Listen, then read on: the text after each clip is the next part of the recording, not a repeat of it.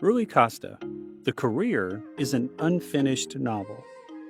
On April 12, 2005, Inter Milan was playing against their biggest rival, AC Milan, at home in Giuseppe Meazza in the second quarterfinal of the Champions League. At that time, compared to Inter, AC Milan was superior in every aspect. Losing 0-2 in the first leg with Shevchenko's goal nearly ruined Inter's chance of going forward. Until the 71st minute, Cambiasso finally scored for Inter, but the referee refused the goal because he thought that Julio Cruz interfered with the goalkeeper Dida. The Inter players reacted violently, but the decision did not change. On the field, the Inter fans refused to accept the decision and objected by throwing items such as empty bottles and flares. But the image of Marco Maserati standing next to Rui Costa and watching the stadium sink in the smoke of the flare was imprinted on the minds of everyone who watched that match because it was so beautiful. They were rivals, but were looking in one direction, a conversation and helplessness. Rui Manuel Cesar Costa used to be a little boy running on the roads of Amadora, Portugal. Then he joined the indoor soccer team when he was just 5 years old. 4 years later, this boy decided to try his luck with Benfica scouting, and in just 10 minutes of training with the club, he made Portuguese football legend Eusebio realize the quality of his talent. He recruited him straight into the team, and from there, Rui Costa spent 13 years in a Benfica shirt. Futsal is a popular sport in both Brazil and Portugal. Rui Costa had to get used to futsal's heavy balls when he just started training. It made his legs heavier when dribbling, and then light when passing the ball to another person. It was this that has created a beautiful and very noble football. In 1991, after the U21 World Cup, the tournament that Portugal won after a penalty from Rui Costa, he was called back to Benfica for a year on loan. Here, he won the first Portuguese Cup in 1993 and was runner-up in the 93-94 season. Costa's next destination was Fiorentina, and the transfer of €6 million was a record fee for a young player at the time and helped Benfica to stabilize their finances. Fiorentina was an emerging force in Italy at the time. They had Michael Laudrup, Francesco Bianco, and Gabriel Batistuta. Their former number 10 was Roberto Baggio, and it was taken over by the young Portuguese player. A big responsibility when all the best number 10s in the world play there.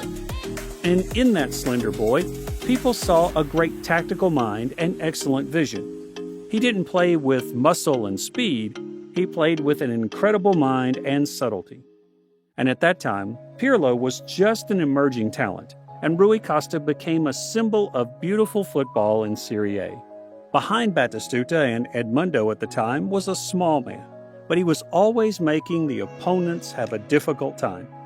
People saw Rui Costa's passes go through the defenses of the teams in Serie A, and then saw two great strikers mentioned above score. Rui Costa had all the elements to become a great number 10. In June of 1996, the stadium in Lisbon saw a special match when Benfica faced Fiorentina in a friendly. Rui Costa received the ball from his teammate Batistuta. He went through the defense of Benfica, his old teammates, and he scored. But after scoring, there was not a lot of celebration, but a lot of tears. In Rui Costa, there is endless passion and loyalty. Costa played for Fiorentina for 7 seasons, helping them win the Coppa Italia twice in the 1995-96 and 2000-2001 seasons. At that time, he competed fairly with Zidane to become the best player in the league, and he was considered the best number 10 in Serie A at the time.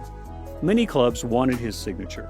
In the 2000-2001 season, when Batistuta left, Rui Costa still quietly contributed to the purple shirt.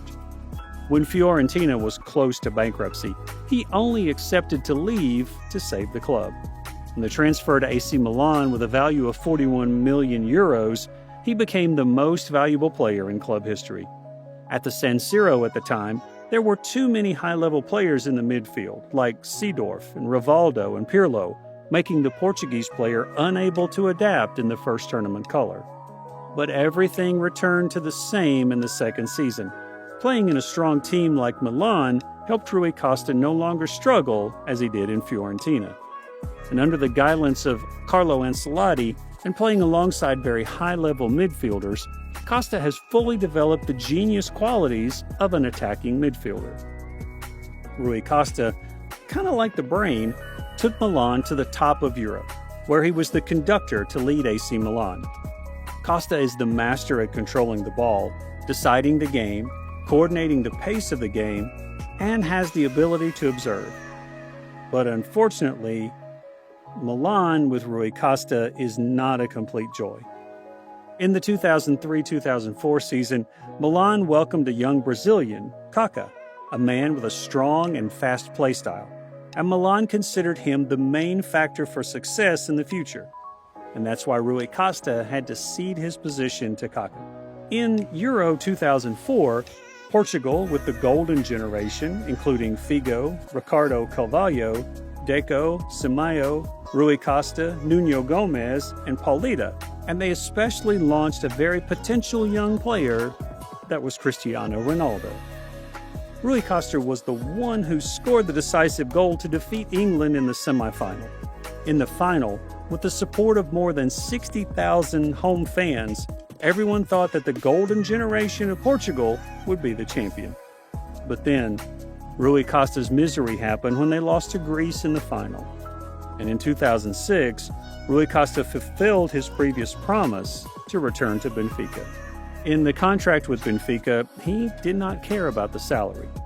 Throughout his career, he has never put a lot of attention on money and just left the club when he had no other options. Loyalty always flows in his veins. He could even stay with Benfica for the entire career if the club had no financial difficulties at the time. But a lot of people regret for Rui Costa because he could achieve so much more than that. But with Rui Costa, playing football, showing skills, and helping the team win provide great happiness. Thank you to the legendary Rui Costa.